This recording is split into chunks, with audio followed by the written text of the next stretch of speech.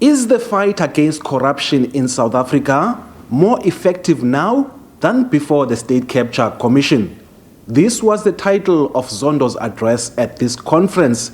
He reflected on some of his disappointments in the fight against corruption in Parliament.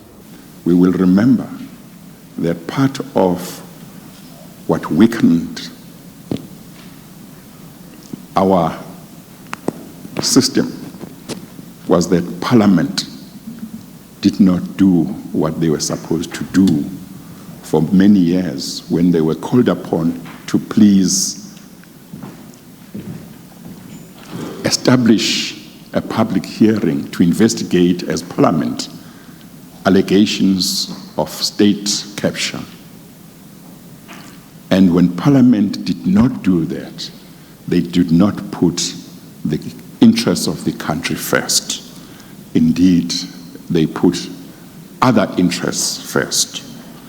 We have got to look at whether, with the Commission having done its work, we are able to look at Parliament and say, our Parliament will now be more effective in helping us fight corruption. I'm not sure that anything has changed. Zondo has called for ethical leadership. That the judiciary is the only arm of state where its members can be kicked out when they've done wrong. It's difficult to find such examples in the executive. It's difficult to find such examples in Parliament. Very often, people who are facing serious allegations, both in the executive and in Parliament, are just shifted around or just given a slap in the wrist. He has also cast doubt on the early release of former President Jacob Zuma from prison.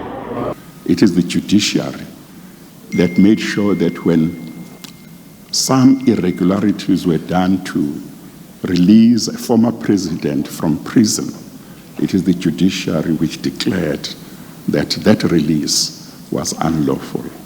But it was the executive which wanted us to believe that coincidentally, when he came back, there was this plan that certain prisoners should be released, and he just fitted into that plan. Some of us did not believe that. Zondo says at least 70% of corruption occurs in public procurement, and he reiterated that the procurement system needed to be strengthened. I'm aware that the Commission's recommendation that sole source should be abolished as an exception to the rule that goods and services should be procured through a competitive, transparent, and cost-effective procurement system was rejected by the President. However, I'm not sure that those who advised the President read this section of the Commission's report dealing with this issue properly. And he has called for a single anti-corruption agency of South Africa with an inspectorate unit. Part of what they were going to do is to be like inspectors, come into any department and say, we want to see all your files relating to procurement. Look at them and see what's going on. They were going to receive whistleblower information and rock up at a government department unannounced before damage is done and halt it.